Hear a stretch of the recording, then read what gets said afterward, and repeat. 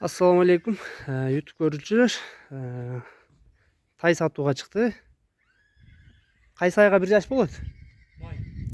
Майга 1 жаш болот экен. Тору кашка экен, өңү тору түстө экен. Узун кашка. Бастырчын ар жака. Жанар. Бою 1,40 см экен. Бою жанар. Сору жагы. Boyunu aytып өттүк. Бишкектен келген экен кулун. Кайтар бияка.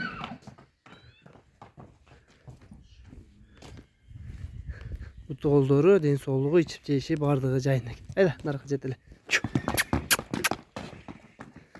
Азыр баазын сурап беребиз.